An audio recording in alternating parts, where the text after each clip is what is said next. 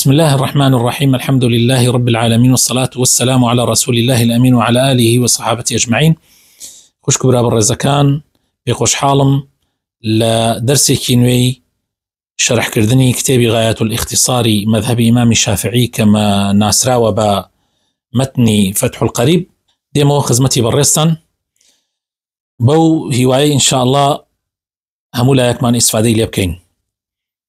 قيشتوينة أما طبعا درسي دايم معنا قيشتوينة فصل في الخلع، بس يم جارمان درباري خلع واتا أفرد دا ولا بياوكيكا خوي بيتا خاوني خوي يعني خوي أكريتوا بمقداري كيبارة خوي أكريتوا لبياوكي طلاقي خوي أكريتوا. جاء بابتا كمان درباري أويا والخلع جائز على عوض معلوم. خلع واتا داوای جاکردن بوونەوە لەلایەن ئافرەتەوە لە پیاو دروستە لەسەر عیوەضێکی معلوم، یعنی لەسەر شتێکی دیاریکراو، شتێکی زانراو، مقدارێ پارە بێ یان شتێک بێ. یعنی بۆ نمونە پیاوەکەی چی پێدا بێ لە مارەیە ئەتوانێت ئەوە بداتەوە پیاوەکەی و خۆی لێ جیاکاتەوە، ئیتر ئاڵتون بێت یان زەوی بێ یان خانوو بێ یان هەر سیارە بێ یان هەر شتێکی تر. وتملك به المرأة نفسها. ئافرەت بەو خولعە ئەگەر ڕوویدا و پیاوەکەشی ڕازی بوو ئەوە ئافرەت ئەوێتە خاوەنی خۆی، یعنی خۆی ئەوێتە خاوەنی خۆی، ئیتر ژنی ئەو پیاوە نییە. ولا رجعة له عليها إلا بنكاح جديد. هەر لەو کاتەوە کە پیاوەکە ڕازی بوو بە خولعەکە ئیتر ئەو پیاوە خاوەنی ئەو ئافرەتە نییە و هیچ نیکاحێکی بەسەرەوە نامێنێ و بۆشی نییە ڕجوعی بکاتەوە. يعني وكو طلاقي رجعينية كبياوكا طلاقي كذا دو طلاقي باوا جنكي قرينتوا تواني بيقرينتوا أما ناتواني بيقرينتوا إلا بنكاحك تازة، إلا بماربرينك تازة كجنك الرازي بيت. ويجوز الخلع في الطهر وفي الحيض. خلع جوازة لقل طلاقة لها مكاتكا دروسة أقر آفرتك لحالتي باكيتيا به یان لە حاڵەتی سوڕی مانگانەیە بێ یان لە حاڵەتی زەیسانیە بێ، لە هەر کاتێکا بێ دروستە. ولا يلحق المختلعة الطلاق. ئەو ئافرەتەی کە خولع کرا لەلایەنی پیاوەکەوە ئیتر جارێکی تر پیاوەکە ئەگەر تەلاقی بدا تەلاقەکان هیچ سوودێکی نییە، چونکە ئەو ژنی ئەو نییە، یعنی ئەو تەلاقانە ناکەوێت ئەگەر جارێکی تر ئەو ئافرەتە پیاوەکەی گەڕانیەوەی، يعني طلاق كان يروق خوي وايا طلاقي دوای خلعك حساب ناكريت.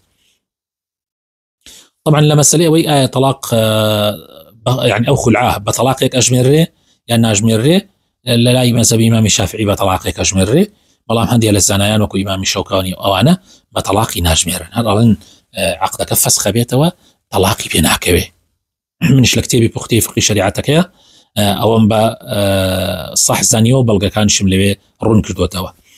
فصل في الطلاق. باسی ئەم جارەمان دەربارەی طلاق. والطلاق ضربان. طلاق دوو جۆرە، صريح وكناية.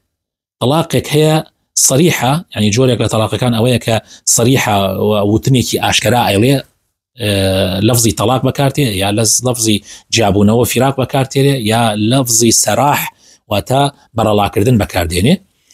وكناية لفظ بەکاردێنێ لفظەکە معنای طلاقی شەگەێنێ و معنای جیابوونەوە ئەگەێنێ و معنای تریش ئەگەێنێ. هەندی ئەلفاظ هەیە مثلا بڵێ بڕۆرە بۆ ماڵی باوکت، ئیتر دەبڕۆرە بۆ ماڵی باوکت، ئەمە بمعنای طلاقی شتێ بمعنای غیرە طلاقی شتێ. ئەمەیان ئەگەر بەنیەتەوە بێ حسابی طلاقی بۆ ئەکرێ ئەگەر نیەتی طلاق بێ بۆ وتنەکەی. بۆیە ئەو جۆرە پێوترێ کینایە، يعني لفظێکی ناراشكاو ناشكرا. فالصريح ثلاثة ألفاظ. طلاقي صريح بس لفظة، لفظي الطلاق واتا جابونوا يعني اترويك خماشة بيلين طلاق، والفراق جودابونوا، والسراح واتابر الله كردن. أمس لفظة بيوتري طلاقي صريح، أمس لفظة بيوتري طلاقي صريح. ولا يفتقر صريح الطلاق إلى النية. أما النية تي حساونية أم لفظانة بكار بيري برامبر بجنكي لما زبي إمام الشافعية طلاقك أكوي إتر نيتي شينبه. والكناية أي طلاق كناية شونا كل لفظ احتمل الطلاق وغيره هەبوو لەفزەکە کە تەلاقیش بگەێنێ و معنای تەلاقیش بگەێنە و معنای غیرە تەلاقیش بگەێنێ ويفتقر إلى النية ئەویان بەچی جیاکرێتەوە کە مەبەستی تەلاقە یا مەبەستی تەلاق نییە نیەتەکەی ئەگەر نیەتی تەلاق بێ بە تەلاق ژمێرێ بووی. والنساء فيه ضربان وآفرتان لباري طلاقوا دو جورن ضرب في طلاقهن سنة وبدعة جوري كان طلاق كان سنة وبدعي شتياية جوريك لآفرتان طلاق كان سنة وبدعي تياية وهن ذوات الحيض أويش أو آفرتان كأكون سوري مانغانا أو آفرتان كأكون سوري مانغانا طلاق كان سنة شتياية وبدعي شتياية. طلاق السني كامية فالسنة أن يوقع الطلاق في طهر غير مجامع فيه.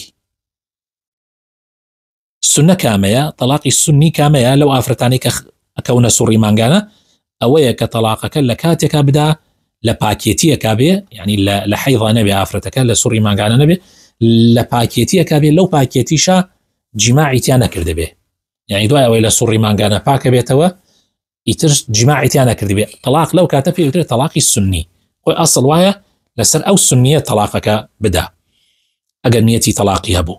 والبدعة أي طلاق بدعيتشيا أن يوقع الطلاق في الحيض أويك طلاقك لكاتك بداك آفرتك لسوري مانغانا ياهي أو في طهر جامعها فيه يعني لكاتك بدا لباكيتية كابي كآفرتك إن بياوكتها دروز بو بيلا قرية يعني لكاتي سوري مانغانيا بيه هر بدعية لكاتي كشابيه كباك بيه بلام جماعي لقلا كرد بيه هر بدعية لو دو حالة طلاقي بدعية وخرابة وقناح بارا بيه بياوكا قالو كاتانا طلاق بدا اگر طلاق لكاتي لكاتي كبدا كباكا لسوري مانغانيا نية وجماعي شي لقلا نكرده او بيوتر طلاقي السني لويا كطلاقي بدعي طبعا أكوية ناكوية لا إمام شافعي طلاقك أكوية بلام طلاقك لجي خوانية وقناع بارة بلام أكوية بلام الإمام شوكاني وكملك لعلماء ألين أو طلاقك بدعي بناش كوية بلى. وضرب ليس في طلاقهن سنة ولا بدعة وكمل طبعا موت من آفرتانيك هي طلاقك كان سني بدعي تيايا أوانا كأكون سوري مانغانا كمل يتر آفرتهن طلاق كان السنة وبدعي تيانية أو آفرتانا كأما صفات كان وهن 4 شوار جورن الصغيرة آفرتي منال كيشتانا كوتوتا حيز مارب الرابع كرابية مثلا جني كابرايك أو طلاق كي السنة وبدعي تيانية والآيسة وآفرتانا شكا بأميد بون لسوري مانغاني يعني 8 قوريا سوري مانغاني توشنابي أوش طلاق كان السنة وبدعي تيانية والحامل وآفرتي دوجانيش طلاق كيس سنة وبدعي تيانية والمختلعة التي لم يدخل بها أو آفرتانشي كمارب راون بلام طلاق بدرين بيش أوي جماعي لقلابكن بيش أوي بيقوازيته وجماعي لقلابك أوشي كطلاقي دا طلاق كيس سنة وبدعي تيانية أمانة سنة وبدعي تيانية هركاتي طلاقي بدا طلاقك دروسته السنية يعني لسه بدعي تيانية يعني. فصل فيما يملكه الزوج حرا كان أو رقيقا من الطلقات. طبعا فصل سيكيتر يعني بعد سيكيتر من لسر أويا كآني آية بياو چن طلاق هي اللجنكي چن جاءت ونجنكي طلاق بدا. ويملك الحر 3 تطليقات بياوي آزاد أوي كعبد نبي كويل نبي 3 طلاقي هي لجنكي والعبد تطليقتين بلام بياوي كويلا 2 طلاقي بوهيه. ويصح الاستثناء في الطلاق إذا وصله به ودروس كاتي طلاقي بياو طلاقي جنكي أدا استثناء تيابك مثلا طبعا أقل استثناء كالريك ربط بيه لقل قصك يا أبونا مناقل بياو يقولي هرسي طلاقك كوتوية إلا يك طلاقي عن نبي هرسيكي كوتوية إلا 2 طلاق نبي أو كاتا يك طلاقي أكبه يعني استثناء حسابا ما دام هر يكسر لقل قسكيا بيك ووتيتي والله ما قال بينان بخا أو استثنائك نابجية يعني حساونية. ويصح تعليقه بالصفة والشرط ودروسش طلاق معلق بكي بصفتك وەکو ئەوەی بڵێ تەلاقت کەوتێ لە مانگی ڕەمەزانە، یعنی صفەتەکە ئەیبەسێتە مانگی ڕەمەزانەوە، یان بیبەسێتە شەرتێکەوە، یعنی ئەڵێ تەلاقت کەوتێ ئەگەر فڵان شت بکەی، یعنی ئەیبەسێتە شتێکەوە. ئەم تەلاقانە هەمووی يعني پێ ئەکەوێت لە مەذهبی ئیمامی شافعیە، بەڵام خلافەیە لە بینی علەمای ترە. ولا يقع الطلاق قبل النكاح، والطلاق پێشی نکاح ناکەوێ، یعنی کەسێک پێشەوەی ژن بێنێ چەنێ تەلاقوا تەلاقی ناکەوێ. بەڵام خۆش نییە ئینسانی مسلمان زوانی خۆی فێری تەلاق خواردن بکە، بەڕاستی دوای ژنش هێنێت و هەر فێرە بێت ئەداخەوە. ئەیسان دێ خەڵکی لای خۆمان ئەوەندە فێر بوو هەر هەڵسێودان سێ تەلاق ئاخوا، حتى هەندێک شوێن هەیە بڕاتەن هەبێ ژنەکانیشیان تەلاق خۆن، هەر ژنەکانیشیان سوێنە خۆن بە تەلاق، خوا پەنامان بدە. وأربعة لا يقع طلاقهم، وچوار جۆر کەس هەن تەلاقیان ناکەوێ. الصبي مناڵ تەلاقی ناکەوێ، والمجنون وشێتیش تەلاقی ناکەوێ، والنائم وخەوتوو تەلاقی ناکەوێ، والمكره و ئەو کەسەشی زۆری لێکرابێ بە زۆر تەلاقی پێ بدرێت تەلاقی ناکەوێ. فصل في الرجعة، ئەم جا دێنە سەر باسی ڕیجعە، یعنی گەڕانەوەی، يعني كابرا طلاقي خواردو ام جاجناكي اقرنينتوا بو طلاقاني كماوا. إذا طلق امرأته واحدة أو اثنتين فله مراجعتها ما لم تنقضي عدتها. اگر پیاوێک ژنەکەی خۆی طلاق بدا، یەک طلاقی بدا، یان اگر دوم طلاقیشی بدا، طلاقێک یان دوان بۆی هەیە ژنەکەی بگەڕێنێتەوە، چونکە هێشتا ماوە، خۆی سێ طلاقی هەیە، هەر کەسێ سێ طلاقی هەیە. طلاقی یەکەمیدا هەر توانێ بیگەڕێنێتەوە، طلاقی دووەمیشیدا هەر توانێ بیگەڕێنێتەوە، بەڵام لە چی کات چەندێک ئەتوانێ بیگەڕێنێتەوە بێمارەی تازە ئەگەر عیدەی ئەو ئافرەتە تەواو نەبوو، یعنی یەشتان ئافرەتەکە لە عیدەی شەرعیا بێ، کە عیدەکە طبعا بە پێی مەذهبی ئیمامی شافعی ئەگەر ئەو ئافرەتانی کە کەونە حەیزەوە عیدەکەیان سێ حەیزە، و ئەوانیشی کە ناکەونە حەیزەوە عیدەکەیان سێ مانگە، و ئەوانیشی کە دوویانن عیدەکەیان دانانی حەملەکەیانە، دانانی مناڵەکەیە. جا هەتا عیدەکەی تەواو نەبێت تەلاقی یەکەم ئەتوانێت بیگەڕێنێتەوە، چونکە دوو تەلاقی ماوە، تەلاقی دووەمیش هەر ئەتوانێت بیگەڕێنێتەوە چونکە تەلاقێکی ماوە، بەڵام تەلاقی سێم گەڕانەوەی نییە. وەیە تەلاق خوای تعالی فەرمێ لە قورئانە مەڕەتان، جارێک ئەتوانی ژنەکە تەلاق بدەیت و بیگەڕێنیتەوە، جاری دووەمیش ئەتوانی تەلاقی بدەیت و بیگەڕێنیتەوە، یعنی مەردوو بەڕێیتیایە، بەس سێم جار کە تەلاقت دا مەڕەی نییە، تر گەڕانەوەی نییە. وپەنامەندە. فإن انقضت عدتها حل له نكاحها بعقد جديد، أي أجر طلاق يكمي دا نيقرانه وتا عدي توابو، يعني سيمانك يان سي حيز طهرك توابو يترنات واني بدم بلي قران ما ورجوعي كاوة بما ربريني تازة، إلا أبي نكاحك تازة بيجناكش رازي بيه وما ربريني تازة، يعني وكوا جنيك تازة ما ربري بلام طبعا أو طلاق شيء أرواه ژنی تازە کە تۆ مارەیە بڕی سێ تەلاقت هەیە، بەڵام ئەمە کە ئەیگەڕێنیتەوە کە مارەیە بڕی دوای تەلاق چەند تەلاقت ڕۆیشتوێتە دووبارە ناگەڕێتەوە.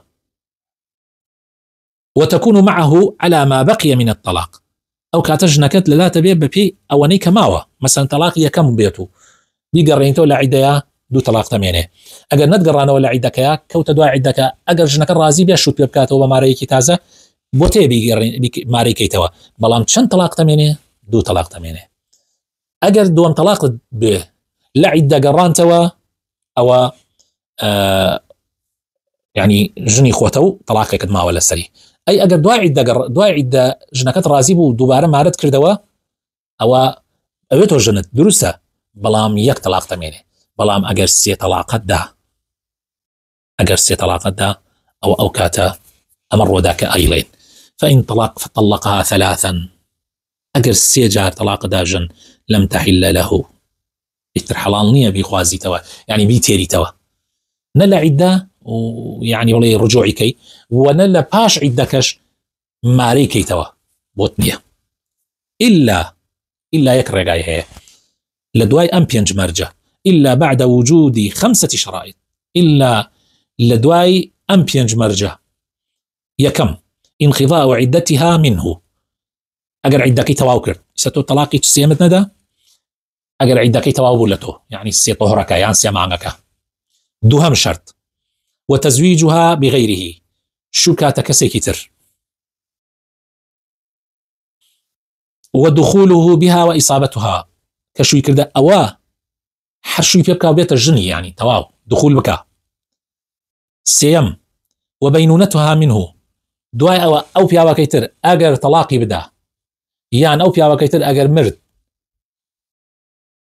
وعدي أيش توابو كان جمرج وانقضاء عدتها منه عدش لا أيش أبي توابك كطلاقي داوا يان مردية أبي عدي مردنا كي توابك أو جا دوبارة بوتي ماري بريتوا أجر ماري بريتوا تواني ماري بريتوا دوبارة بلام أمجا طبعا سي طلاق تازت هي وكواجني كي تازت ماري بريبه بلام ليرة ملاحظة هيك دروس نية كسيك جناكي سي طلاق دابه يك بيني لي معربك يك بيني لي معربك يعني بباربي يعني بحر شتيك بوي بكاتو مثلا أمجا أو طلاقي دا أو أم بخوازيته يعني فرتو في البكان أو فرتو في الله يغمري قاص الله وسلم لعناتي ليه كردوها لعن الله المحلل والمحلل له أو تيسي مستعارة براسي وكوايا برانيا كد بكريا قرد به خوابنا مامدا خراب اشتكي زوج دو نابجيه.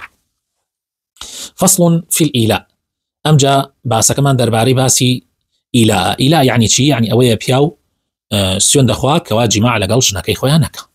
وإذا حلف أن لا يطأ زوجته مطلقا أو مدة تزيد على 4 أشهر فهو مول.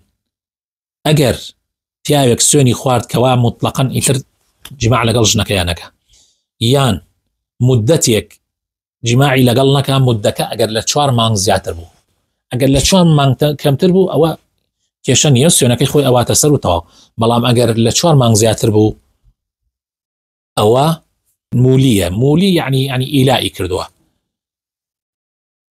شون موضوعك تشار سركري ويؤجل له أو كاتا ويؤجل له إن سألت ذلك 4 أشهر وأجر آفرتك الدوابك تاتشوار مان شاوري أكريت ثم يخير بين الفيئة والتكفير مخيرك إلا بين دوشتا فشمان ببيت ولا سيونكي وجماع بك وكفارتي سيونكي بدا يان طلاقي بدا والطلاق يان طلاقي بدا أي فإن امتنع أي أجر طلاقي ندى وتم طلاقي نادم وجماع إجناك لقاليا طلق عليه الحاكم أو كات حاكم بزور طلاق يدا.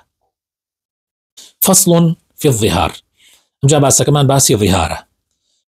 والظهار أن يقول الرجل لزوجته أنت علي كظهر أمي. ظهار أويك يا وجنك يبغي تو وكو دايكم وايتا يعني جماعة لنا قلاناكم أنت علي كظهر أمي تو وكو بشتي دايكم وايتا يا وكو هي خشكم وايا لهندي الروايات أغلين خشكي شر أمان شتا. فإذا قال لها ذلك ولم يتبعه بالطلاق صار عائدا. أجر أمو شيء وت عشان طلاقي شي ندى أو معناه وايا أم أيوه جنكي جني به بلام لولا شو أو قصي كردوه أي شي بكات ولازمته الكفارة أو كات لازم أبي كفارة بدا كفارتي أو جناحي. والكفارة أي كفارتك شنا عتق رقبة مؤمنة سليمة من العيوب المضرة بالعمل والكسب. أبي عبدك إيمان دار كويليك إيمان داري سالم لعيب يعني هيش عيبك نوي عيبك كمان عيبك لا إيش كردن وكاسبي كردن أبي عبدك وآزادك.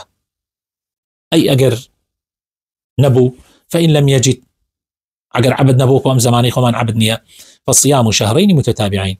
أبي دومان روجو بسريك وبقره. أي أجر نيتواني فإن لم يستطع فإطعام 60 مسكينا أو كاتا أبي ناني شصت فقير بدا كل مسكين مد أو كاتا همو مسكينك أبي جويلك خواردن بدا لجاتي خواردني أو شونا يعني شي خواردني لو شونا باو زياتر وكشون بلي خلب بكاري ديني أبي أو بدا. ولا يحل للمظاهر وطوها حتى يكفير. ودرسني أبو أو كسي كظهاركي كردوه جماع لقل جنكيا بك حتى أو كفارتا ندى يعني عبدك آزادك يا دومان روجو بسريكوا غير عبد نبو دومان روجو بسريكوا يعني وكو أجر نيتواني خواردني شخص فقير بدا. فصل في اللعان. ئەمجا باسێکی ترمانەیە دەربارەی لیعان. لیعان چییە؟ لیعان ئەوەیە کە پیاو تهمت بە ژنەکەی خۆیان بکا بڵێ زینای کردووە. وپەنامەندە یا ربی. وإذا رمى الرجل زوجته بالزنا فعليه حد القذف إلا أن يقيم البينة أو يلاعن.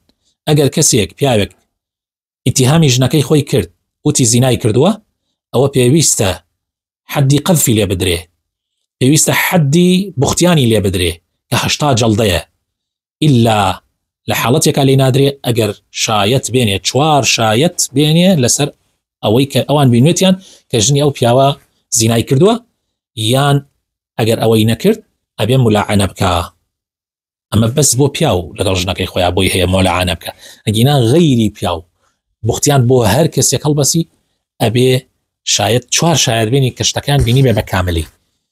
ئەگینا حدی لێ ئەدرێ، حدەکەش وەکوتمان 80 جەڵدەیە. بەڵام پیاو خوای تەعالی ڕوخسەتی داوە کەوا ئەگەر شایەتی نەبوو مولعانە بکە. مولعانەکە چییە؟ فيقول عند الحاكم في الجامع على المنبر في جماعة من الناس.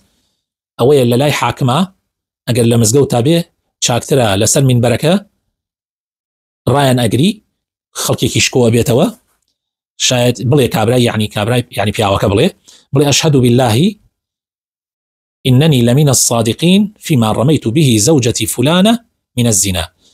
بڵێ شایەتی ئەدەم بەخوا کە من ڕازگۆم لەوەی فلان کەسی ژنم ناوی ژنەکەی شێ ببێنێ ئیتیهامم کردو کەڵێم زینای کردووە، ڕاستەکەم لە قسەکەما. وأجر حامليش بأوجنا وإن هذا الولد من الزنا وليس مني. وأجر دوجانيش بيه لو زنايا بلي وأمنا الله لمني منالي زنايا. شوار جار أم قصدوا باركاتوا أم سوينا أم شايتيه أم جدواء وبلي لفين جمجارا. ويقول في المرة الخامسة بعد أن يعظه الحاكم دواء ويحاكم أمجاري أكاد كوا أم الزور خطرات وقتيان بوجني خوت البسي ولقيامة آوايا قد روبكيت يعني بيتر سنة دواء أوا أم جابين جمجار الله شيء وعلي لعنة الله خوابنا من دابي بلي لعنتي خوا لسرم به إن كنت من الكاذبين. أجر دروبكم خوابنا من دا يا ربي أو لعنتش لخويبك أجر دروبك. ويتعلق بلعانه 5 أحكام أو كاتا بو لعنة كردني كردي بينش حكم جيب به. سقوط الحد عنه 8 جلدك لي نادره، ووجوب الحد عليها واجب به حد لجنك بدري أمجا. يعني طبعا حد جنك شنك الجنا رجمة للا إمام الشافعي. وزوال الفراش وطبعا لا يجي أكل نوائي تتواجني نامينه. ونفي الولد أجر لسر من على الشاية دابي أو من على كش تربى مناري أو حساب ناكره. والتحريم إلى على الأبد وبحتها حتى يتر أو جنوب يوليك حرام أبن.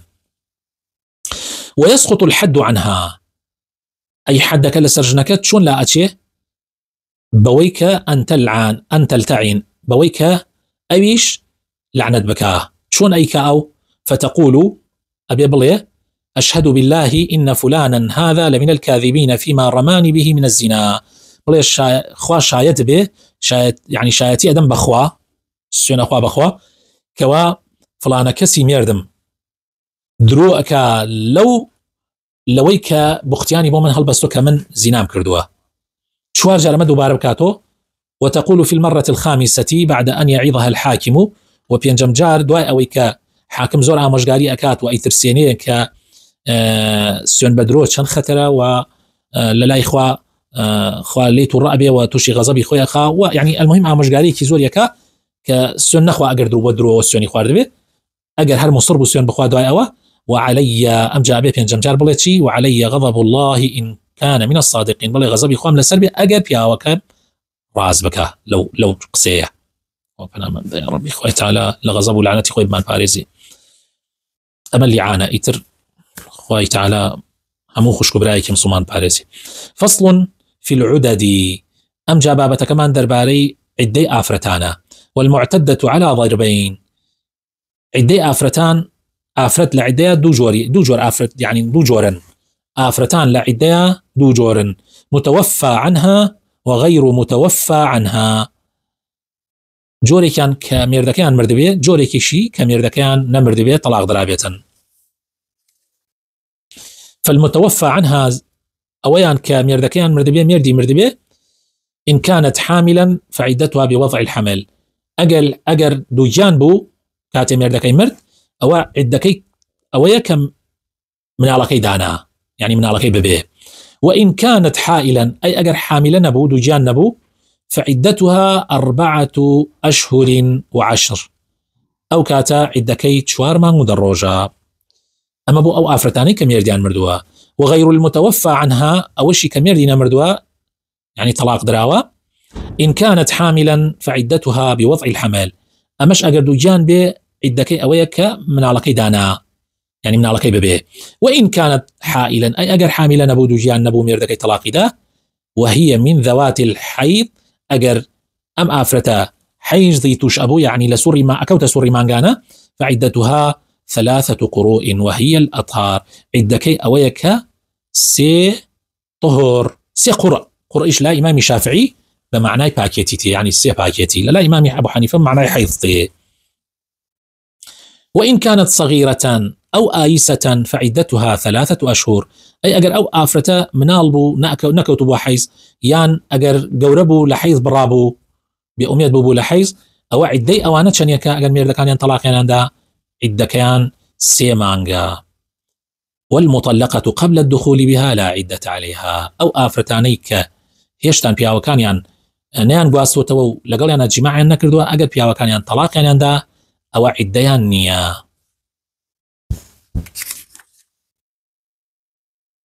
وعدة الأمة بالحمل كعدة الحرة.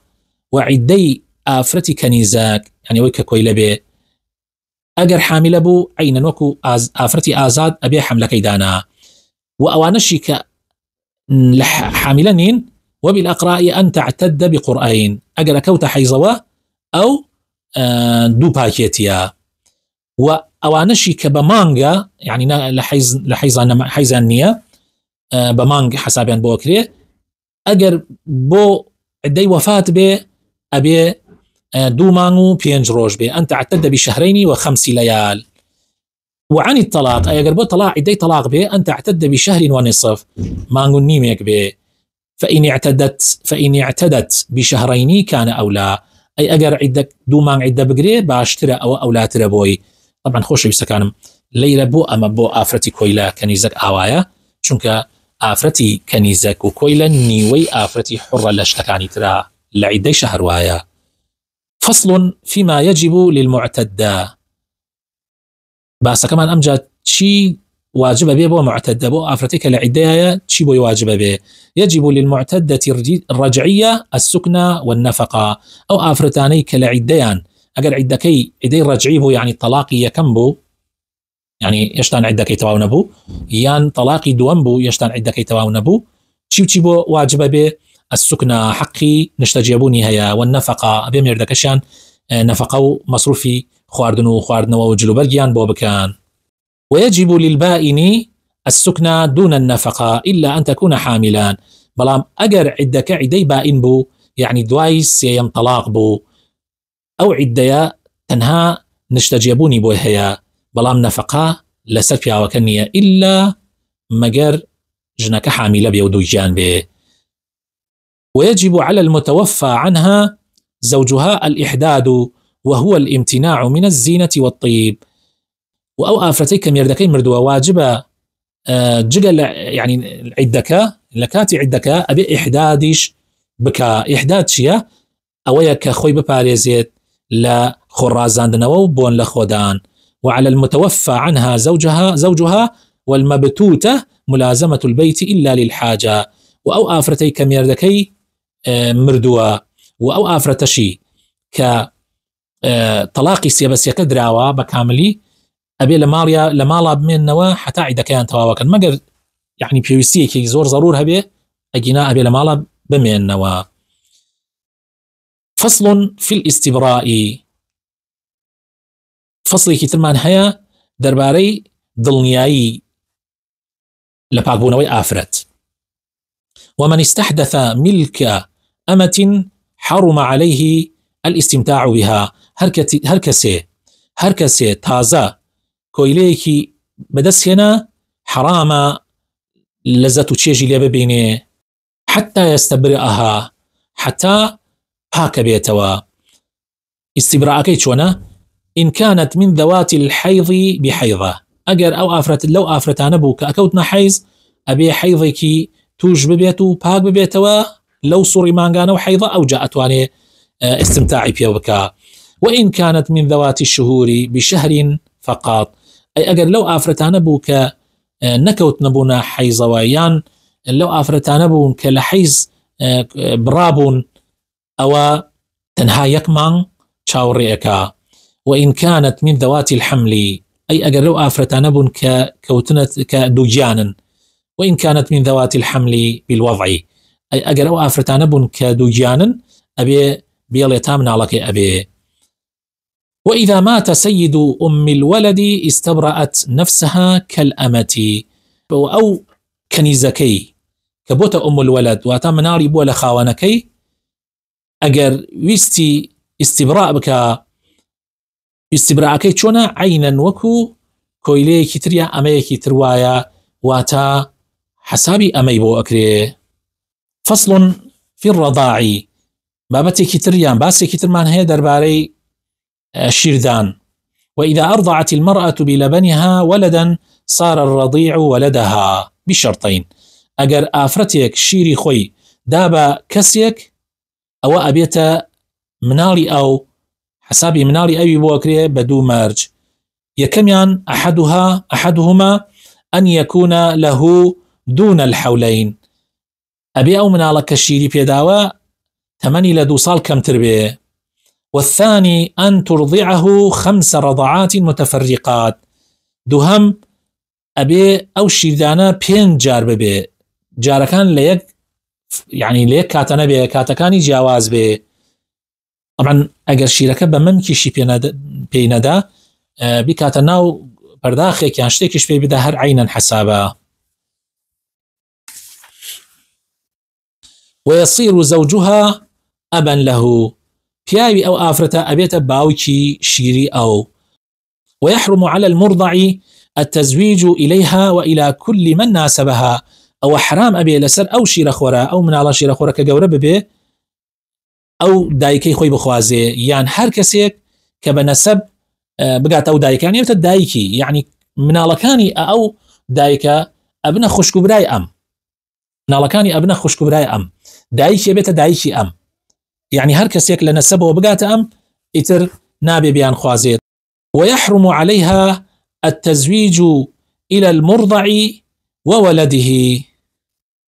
وحرام لسر أو آفرته شوبو من على الشيري خوي بكا، وهروها شوب أولادكاني شي بكا هر حرامة يعني بكركاني دون من كان في درجته. بلام أواني لبلي شيرا خوركان وكو خشكو براي شيرا خوركو أمانا أوان حرام نابن. أو أعلى طبقة منه، هروها أوانشي كلبلي سروترن وكو دايكو باوكو مامو خالو أمانا أوانيش حرام نابن. فصل في النفقة، باسي كترمان درباري بخيو كردنا مصروف كردنا. ونفقة العمودين، بخيو كردني هردو تيري سروا وخواروا لخزمان واجبة للوالدين، يعني بخيو كردني دايكو باوك طبعا لسر أولاد كان واجبة، والمولودين هروها لسر دايكو باوكانيش واجبة كوا من على كانيان بخيو بكن ومصروفيان بدن. فأما الوالدون باوكو دايكان وهروها بابيرو دابيران فتجب واجبة لسر كروكي جكان ونوكانيان نفقتهم نفقيان بدان بدو مرج يكم الفقر والزمانة، يعني هجاري هروها بكوتويش. مرجي دهم الفقر والجنون هجاري شيتي. وأما المولودون فتجب نفقتهم بثلاثة شرائط. أما كروكيتش يتر برو خواريش واجب لسر دايكو باوك حرشاني مثلا دايكو باوك كانش لسر وبن يعني بابيري شروها نفقيان بكن نفقتهم بخيران بكن بس يمارج. الفقر والصغار أجر فقير هجار بن وهروها منال بن دوهم مرج الفقر والزمانة أجر هجار بنو بكوتو بن. سيم الفقر والجنون أجر هجار بنو شيتيج بن.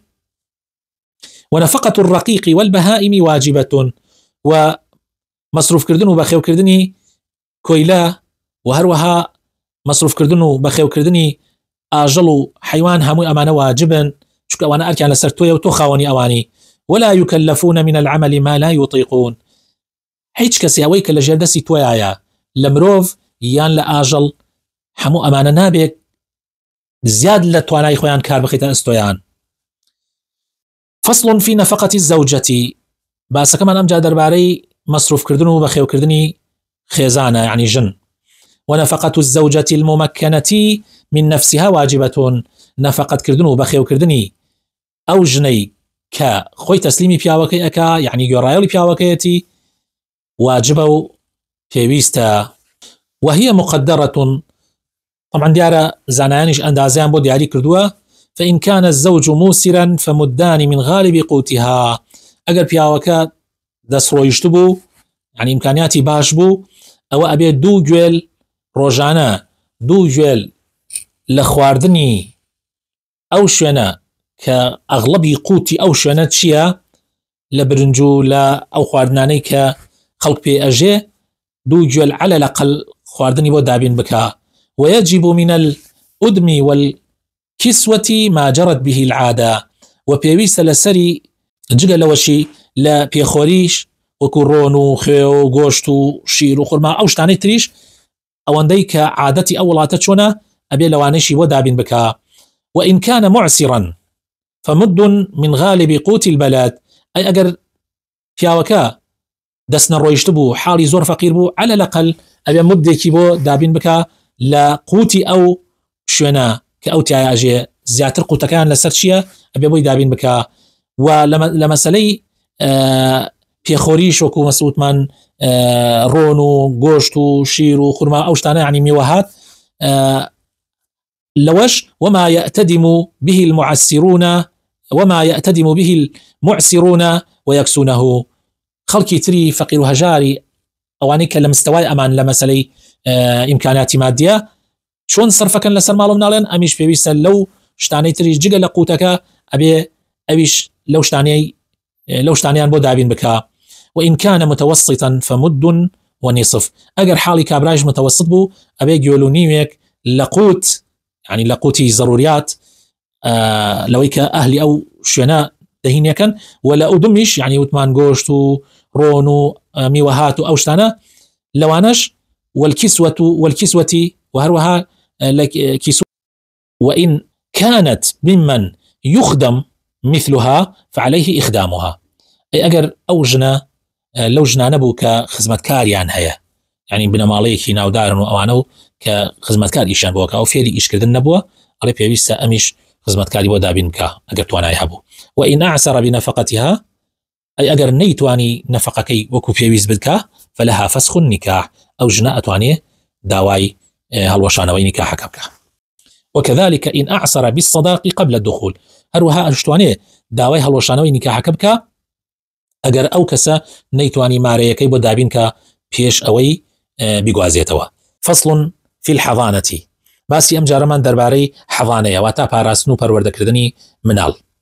وإذا فارق الرجل زوجته وله منها ولد فهي أحق بحضانته إلى 7 سنين ئەگەر پیاو لە ژنەکەی جیابوویەوە و مناڵی لێی هەبوو ئەوە ژنەکەی شایستەترە کەوا بەخێوی بکە حتا 7 ساڵ بەڵام بە بڕێ مەرج ئەبێ ئاگامان لێبێ.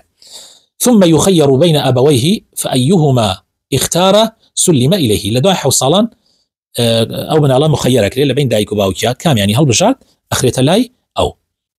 وشرائط الحضانة 7 مەرجەکانی ئەو کەسەی کە مناڵەکەی ئەدرێتێ ئەبێ 7 مەرج بێ. العقل ئەبێ عاقل و ژیر بێ. الحرية ئەبێ ئازاد بێ. والدين أبي خاون ديانت به. والعفة أبي دايما باق به وخوي ببارز لشتي خراب. والأمانة أبي أمانة ودسباق به أمانتي هبه ودسباق به. والإقامة أبي لو ولاتها بجو نابي لا يعني لشوني كترابه أبي لو شوني بكم نالكيت نشتجيه ونابي لشوني ترابه يعني برابو شوني تر. والخلو من الزوج نابي مێردیشی هەبێ ینی نابێ شووی کردبێ فإن اختل شرط منها سقطت ئەگەر یەکی لەم شرطانە نەبوو ئەوە حەقی حەضانەی نامێنێ. لێرەیە کۆتایی بە دەرسی ئەمڕۆمان دێنین. داواکارم لە خۆی پەروەردگار لێمانی قبول کردبێ. والسلام عليكم ورحمة الله وبركاته.